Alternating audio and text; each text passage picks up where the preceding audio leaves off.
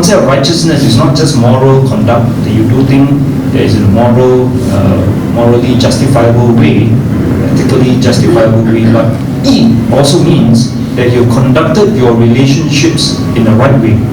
And that is compatible with Old Testament teaching on righteousness, Zadik.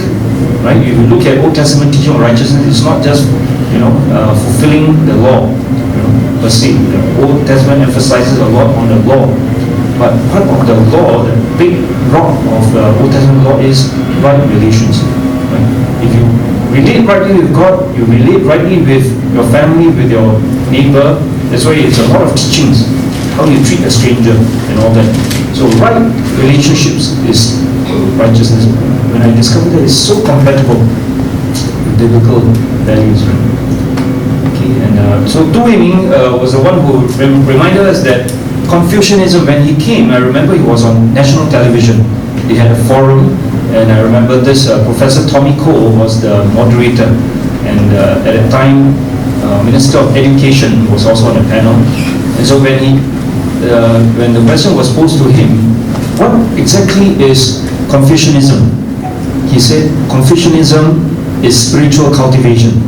So immediately I recall that the education minister jumped. Oh no, in Singapore at that time Confucianism was taught in the schools. So no, we don't want to emphasize religious education.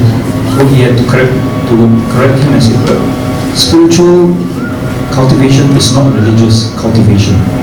So we always equate spiritual with religion, but spiritual, transcends religion. So he's talking about, as I mentioned, what it means to be human. How do you cultivate your mind, cultivate your feelings, cultivate your will, cultivate your whole person. Like that is spiritual cultivation. So Chinese, that's why I started with the phrase 教养，修身养性。怎样教育？ So how do you learn to be a human being? That is spiritual cultivation. So it touches on aesthetics, your good taste, not just good food and all that. Good taste meaning sensibility, and then ethical, knowing what is the right thing to do, and then also it includes religion. Right? So religion is actually a subset of the spiritual. Right? So spiritual is something that when you listen to a piece of music, listen to an Italian, aria, you don't know what they are saying, but somehow your heart melts, right? Or when you watch a drama or movie, hand her the box of tissue, you're crying. When you cry, it's not about you. No, I can feel for the person. That is what it means, that you can feel. Right? Or you look at a painting or sculpture and you are so amazed, astounded by the sense of beauty, right? Wow, it just transcends you. That is spiritual cultivation. So Singaporeans are all very spiritual, right? So we need more. Go over to the National Art Gallery afterwards. So we need to cultivate ourselves. Right? So very quickly, the rituals and a cup of Chinese tea. The Japanese have perfected, this was exported to Japan, Korea. The Japanese have perfected it, and the Koreans also. But Chinese tea ritual, I like it because it's still less elaborate, it's more casual. So Chinese say, you have sorrows, go and drink wine. Drown yourself in sorrow. But if you want you want to have a good conversation with a friend, have a cup of Chinese tea, right? Have tea. And there are a lot of things that we can talk about out of tea. And tea, the selection of tea leaves, and we won't talk about it today in time. But tea leaves in itself and tea, different types, different flavor. You Hong cha, Li cha, Hei cha, there are different colors and the different tastes, different benefits for health and life. But the Confucian always talk about tea because it reflects the purity, simplicity. Qing cha. So it's not like coffee. I love coffee too, but tea is tea, very simple. Tea leaves, hot water, brew, we have tea. And it always helped the Confucian scholar and the Confucianist to remind oneself that you need to live simple, you need to live life of virtuous and purity. So we chart out the different elaborate things that you do. First, you clean your teapot, teacups, and you clean the tea leaves, right? So and then you do the tea, serve the tea. So all these are, you can practice that. Go get yourself, it's very simple, get a teapot, teacup, no need all the other chaji. Simple as that. You can enjoy meditation over a cup of Chinese tea. And then I'll show you how you can serve tea, right, to your friends too. All this are a very elaborate part of Chinese civilization. We call it Cha Wenhua. There are a lot of literature and we can go to YouTube, I'm sure you can get a lot of that. But I just want to highlight 4 aspects. The Chinese tea is offered 4 ways, right? A cup of tea, in 4 ways. First is the tea that's offered to ancestry or to divinity, right? So the Chinese, in every home, Chinese home that has ancestral tablet, the Zhu Xian Wei, or they have their own deities and all that, they always offer 3 cups of tea, right? And 早晚要敬茶, so they offer in the morning and the evening, right? So by offering the tea, they are in touch with their faith. It's a enforced way to worship, right? Do we have our enforced way to pray? Besides our saying grace before meals. So anyway, that's their whole idea. And when they offer tea to ancestry, they are also reminded, that their ancestors is the reason why they are here, right? So it's an important part of. You experience it very briefly. You experience it in traditional Chinese wedding rituals, right? So the first thing that you do when the bride comes to the groom's house, one of the important rituals is that you offer tea, right, to the ancestral tablets for those more traditional. So problem, right? So Christian couple, how? Well, the one, so it's like, the head of the house, if they're not Christian, father or grandfather or mother or whatever, you feel very troubled. Basically you are not showing respect to my family, clan, ancestry. So how do you learn to understand that? And a cup of tea to the ancestry, right? It's a showing respect, right? So how do we negotiate that? So this is important because the Chinese, the ancestors, there's a debt to them. We are here because of them, right? And guess what? If you look at the Chinese concept of the women, have you heard of the 三从四德, right? When you are young, you listen to the father. When you're married, okay, you listen to the husband. When you're old, you listen to your son. Like what? The woman, Chinese woman, Ping San. But the whole idea is that your whole destiny and identity is centered in your family, you see. So the whole idea behind this concept is family is where you live, and when you die, your identity is still with the family. So when you look at that concept, so to them, ancestry is very important, right? So paying respect to the ancestry is recognizing these are the people, your forebears, right? How do we negotiate our ancestry? Does the Bible teach about ancestry?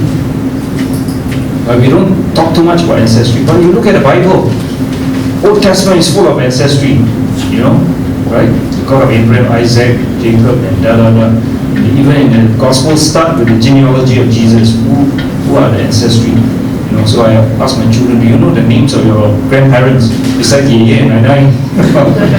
You don't know. I think that's a problem. You have to teach them the names of. Do you know your grandparents' names, great grandparents? How far back can we trace? So that's something for us to think about ancestry. Big topic. And with that, the family, it's all about harmony. Emphasis on harmony. 以和为贵. So in a family, everything else is secondary. Harmony is important. So, but for us Christians, we like to go there. No, Christians, we say this, the Bible teaches this, and also the truth more important. So the Chinese concept, I'll give you another clue.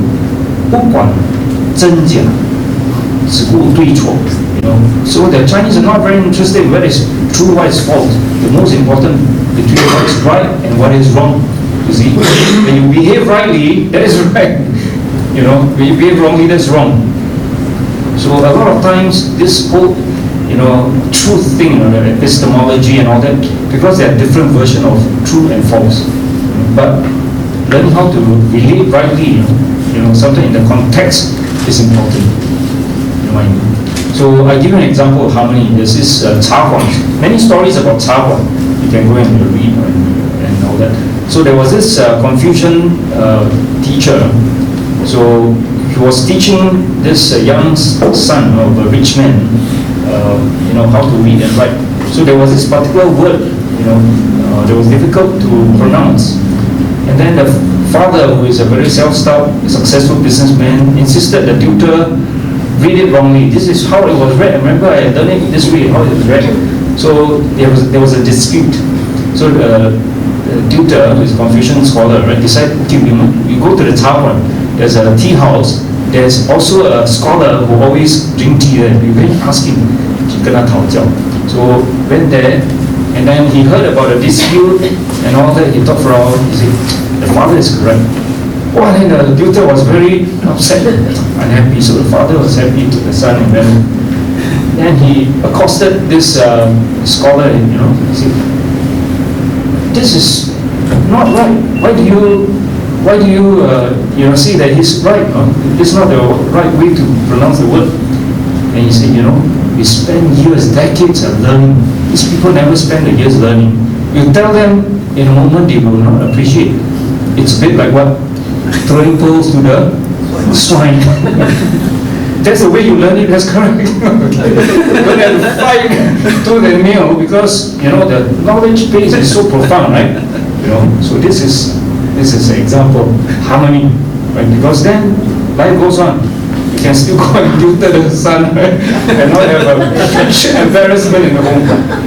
So that's like the core of social stability. So sometimes we got to learn, So Christians are very good, right? We fight the wrong battles in the wrong time, and then we think we are right, but actually we lost the battle. Right?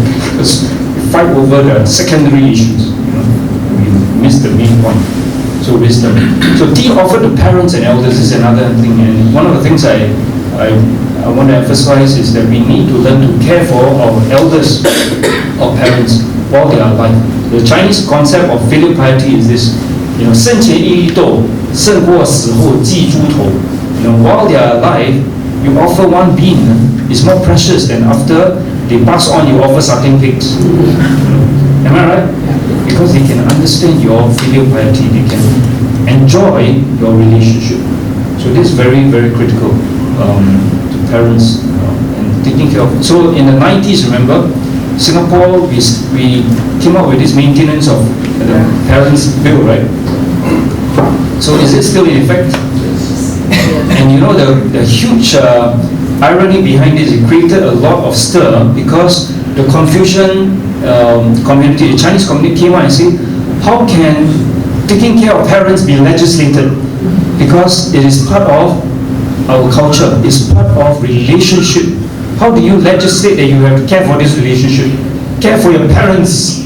Because in those days, a lot of these educated, well-to-do sons and daughters, 有教育没有教养. So they leave the parents in the old folks home or nursing home to die, and they sometimes don't come and visit and all. So that was why, as practical policy makers, then they say, okay, then you legislate now. Singapore is like that, you don't behave, fine, right? But that was the challenge and irony, and I think it reflects a real moral failure of our society that's prosperous but don't know how to take care of the elders anymore. So when you experience that, even at home, don't wait until the weddings. The Chinese wedding, this is what we call a 大礼, 敬茶, and not only to the parents and grandparents, but to all the elders.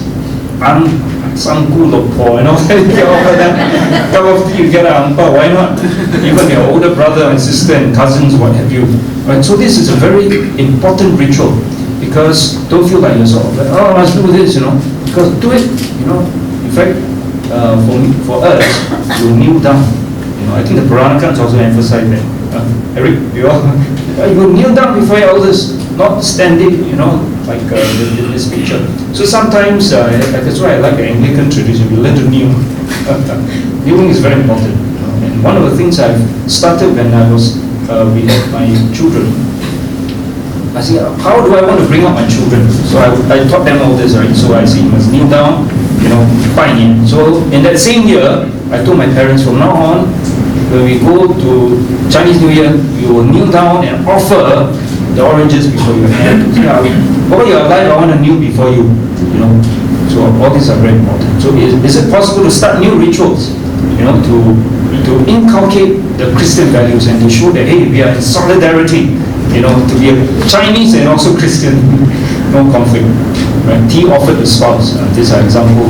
So because it promotes mutual respect, especially today we talk about all the gender issues.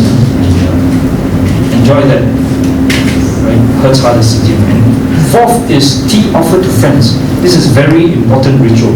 You know, so when some people come and visit you in your office, in your home, they 一杯茶都没有. Right? You know what I mean? You don't even offer a cup of tea, and it happens nowadays, you know. This is a basic courtesy that has gone out of the window, right? Because we are so, is it westernized? I don't know, Western culture, is it so bad? They don't even offer a cup of tea, right? So I think this is something we need to recover. And when you offer tea to friends, have time tea with friends and all that, you build relationships. And tea is a simple gift. Let me just end very quickly with some reflections, because our time is up. Just want to share that the whole ritual of tea and is like a Chinese culture, read small. You know what I mean? So there are many aspects of Chinese culture, but I'm just using this as an example that we can reflect on so many other things. So offering a cup of tea, serving tea, it's really a privilege, isn't it? You know, remember in the farewell discourse of Jesus, John 13-17, one of the most important things when a person is giving a speech is when he's going to die, right? His farewell. And this was his farewell speech. And he's not just rattling. One of the most important speech includes a ritual, an action. What was the action? Washing of the disciples' feet. That stunned all his disciples. Hey, Master, how can you be doing this? This is the work of a slave. So he's trying to tell them, henceforth, I want you to wash feet, wash each other. Humility. Our Christian leadership is one of meekness and humility, right? Service. So when we serve tea, or when we serve another in our cultural context, whatever you find in Chinese New Year, in your family life, in the community, when you are given a privilege to serve, don't begrudge it. Remember the spirituality of Jesus, right? And that is actually part of Chinese tradition. It's an honor to serve. You find a typical Confucian Chinese, even though they may not be educated, they may be a hawker, taxi driver, but they are involved in the RC and CCC and CCMC and what C you have, right? But Christian, we are all too busy in church. We don't even bother to participate in the community or to serve the community. Or we even serve our family or relations. Can we begin to learn to serve? Serving is part of our spirituality. How to serve? You know, serving well. Because you see, when you give a cup of tea, today I was expecting me to serve tea too. Because I led a workshop where we did a whole demonstration on drink tea and talk. But you see, when you serve tea and you sit, the tea is there, you help yourself. You get what I mean? Well, here's a tea. 没有敬意，这个靠谱靠谱的。Serve a simple gesture goes a long way. Immediately you find that the whole dynamics of the discussion changes. Would you agree? So we need to learn to serve tea. Serve tea as serving one another, right? Serving with care. And serving tea, I would also like to encourage you. We are imitating Christ because the spirituality of Christ, as I mentioned, from heaven to earth, incarnate as a human being. And what did he do in Philippians 2? He, also downgraded himself, right, to be a servant, a slave, eventually dying as a sacrifice. So that is what is called kenosis. Learning to, like Jesus, strip down and take the bucket and the towel to serve, to wash. Kenosis. Learning to humble ourselves, learning to pour out ourselves as we take the communion, which is an important ritual, as wine that is poured out, use our lives as the song goes, as bread that is broken, humble sacrifice. So how can we learn also in our life to also be like Christ? kenosis. And I like to also suggest that we don't offer tea to God, do we? Why not? Right? We can start some rituals. Drink tea, the Jews do it. Whenever they drink, they always lift up a cup to Jerusalem, they would say. And then you ask your Jewish friend, why do you do that? Well, I never thought that. It's just part of our life, our ritual. They never think about it. So rituals are like that. Sometimes it's part of your life, you just do it. But if you probe deeper, actually there's great significance. Every Jew will drink to Jerusalem, even up to today. Because Jerusalem is part of their psyche, their heritage. Right? So, instead of saying we pray and before meals and give thanks, so we can also have a cup of tea. It's a quiet time. Coffee, you can substitute coffee. There's no hard and fast rule, must be tea. The whole idea is it's a dialogue time with God. Sit down and have a cup of tea with God, because prayer is dialogue. Prayer is the action before the action. Right? And one of the greatest example of a dialogue in the Bible is the dialogue between Jacob and God, right? He wrestled with God. Oh my goodness, that one he won't let go until God don't know what to do. He has to disable him. That he became disabled after that. After that, he walked with a limp. Maybe that saved his life, somebody said, because the brother saw him. Alamak, now Jacob, no longer the arrogant young man. He's a broken, spare his life. So God in his wisdom. So wrestle with God. If you have troubles, you have all your burdens of life, go have a cup of tea with God, and bring it before God. So what are your reflections within a cup of tea? I hope you will enjoy your time with the Chinese community. Be incarnate, right? Enjoy your relationships. Don't run away because you want to give up power. Don't say, I don't want to celebrate. Buy this $10 only. Decorate your house. Be a witness in your family. I'm a Chinese, I'm a Christian too. And Chinese New Year, it's all about relationships. It's all about the heart. It's a Christian new commandment. Love one another. So I'll end my presentation here. Any quick questions before we close? Comments? Just now the showing of kneeling for the wedding, and I saw a picture of your children kneeling when they offer the oranges Yes. to Chinese New Year. Usually when we think of kneeling, is worshipping God. Then are we worshipping different things? That's like putting less. Correct. So culturally, so that's where always a cultural sensitivity, contextualization, right? So do you bow down, by the way? You don't bow, so you cannot be a Japanese or Korean. So you go to Japan or Korea, what do? They will bow to you, and when you bow, you don't just bow. You look at how they bow. If they bow all the way, you also better bow all the way to show respect. This call is a culture, it's a custom, it's mutuality. Right? So a lot of forms, in culture we have a lot of fun talking about culture. Forms and content, right? Some forms can be the same, but content can change. Some content can change, but you change the forms. So I think this is where we have to. I'll give you an example. Maybe an oblique answer to your question. When the ambassador of UK went to visit the Emperor of China, right, in the 18th century. When you come before the emperor, it's just that when you go before the Thai king, you crawl before the Thai king. You cannot be above, right? But the ambassador of UK come before you, instead of the Sanpai Juko, you say, I only kneel on one knee. Because I only kneel on one knee to my sovereign, the King of England. Why should I kneel on both knees to the Emperor of China?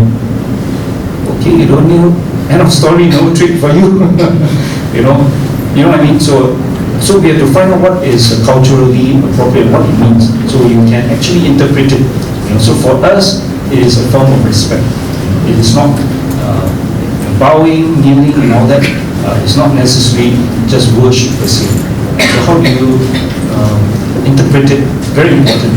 And then, see, a lot of this is communicating the content. Right? So we can do a whole seminar on funeral rites as well, right? And because we do not communicate enough, and then when you come to the actual thing, there's a tension. Right? So how do we resolve it? So that's where we have to explain. For non-Chinese, I'm not Chinese, but for non-Chinese, how can we be more than just passive observers during Chinese New Year? How can we somehow work some responsible official steps? Yeah, so I think that's a good question. Are you from? Born and raised in the U.S. U.S. Korean American. Korean American, okay, yeah. So are you familiar with Korean culture also? Somewhat. Somewhat. So you see, the best thing about Asian cultures is that the heart is the matter, right? So you participate and you, oh, I love to teach me, coach me. You will love, to teach you. I'll give you another example. A friend of mine, Canadian, came to Singapore as a missionary for the first time. So first day, I brought him to lunch, nice Singaporean hospitality, right? And then brought him the food, he looked at it, he laughed, he said, why? Oh, I don't know how to use chopsticks. I said, don't worry, never mind. Forks and spoon. So we ate a hearty meal. The next day I brought him to another friend's place and we had lunch, Chinese restaurant as well. So same thing, he said, oh, I don't know how to use a chopstick. My friend said, I teach you. In 10 minutes he mastered holding the chopsticks. And in fact, better than a lot of Chinese. A lot of times you look at the Chinese, the way they hold chopsticks. Embarrassing, Sorry, I don't know what they are doing with the chopsticks. Amazing, holding the noodles. Can we learn in 10 minutes? Why? Because you pay attention. You have a desire to learn their way. So go local, learn the Chinese way, learn the local way. They will appreciate it very much.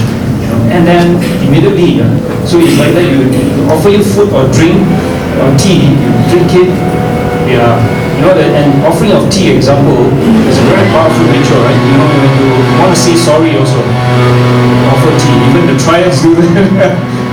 Offer a cup of tea, it's all forgotten. So all this really lesson. Go bring 2 oranges, one of my elders in the church, his Peranakan, he wasn't, and he's very unmodified, right? So for many years, he didn't know until I pointed out in one of the lesson on this, that when you come and visit, oranges, green oranges, you receive it, right? But you need to also return. It's reciprocity, the mutuality. So he said, oh, I never knew that. No wonder every Chinese New Year, my oranges pile up. And guess what? Those young people who come, they need that too to go to the next house, So we got to learn some of these things. So participate, jump in, and as somebody who is outsider to the culture, it's even more pardonable. So by to engage, I think you will feel a great welcome. Okay, last question. Earlier you mentioned about offering tea to ancestors during the wedding. How do you look at it as Christians?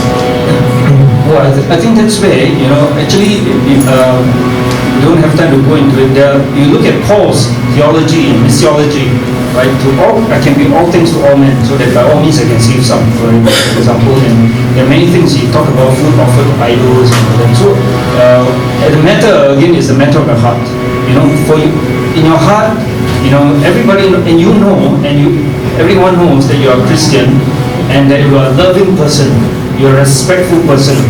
Whatever rituals, we had a ritual talk about going to Thailand and in some days northeast, and they like to tie those strings, right? So a lot of time we go there, the first time we go, those are demon strings, cannot tie. But for them, the churches tie strings, as a blessing. In fact, it was such an important ritual to bless, they tie and all that. So the whole idea is that, what do you make out of all this? And if people recognize that you are a Christian and you are known firstly as a man, a person of compassion, of love and relationship, they will go and forth you, is he worshipping the ancestor or whatever, because you can explain, take opportunity to explain, your views on ancestors.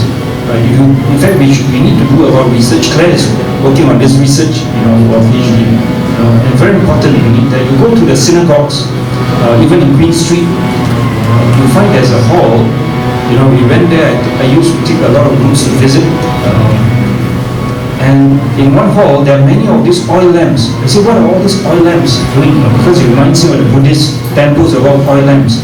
And so all these oil lamps is, and there's a little label there, is it with a name, it's all in remembrance of a recently departed one ancestor. Right? They're doing that too. And they put it there for 1 year, to remember the loved ones. So we have our own rituals, and so actually we can explain, so okay, this is, it's like when you come into a house, it's a greeting. So you take it as a greeting, as a respect, it's not a problem. So I think that we've got to reconcile all this, because we have been imbibed with a lot of all these teachings in the past, because some of them, to be honest, very little is research from the Chinese or Asian point of view. A lot of it is Western missionary point of view. So very simple, everything they don't understand, they say no. Right? And I've done research in China missions in the 19th century. The heated debate, because those, I hope you're not offended from OMM. I'm a fan of Hudson Taylor. But Hudson Taylor was one of those who were he was known for contextualization, but very superficial, only dressing. But when he goes to the core, he doesn't really understand. So very simple, do and don't. But for those who have devoted themselves to study Chinese culture and religion and all that, they were really sidelined. So this was the state of affairs. Okay, so I hope this has kind of whet our appetite to want to go and learn more, to participate with our loved ones this Chinese New Year. Right? So let's close with a kind of prayer. Maybe can we invite Elder Dr. Ping to just close us in prayer? That's great.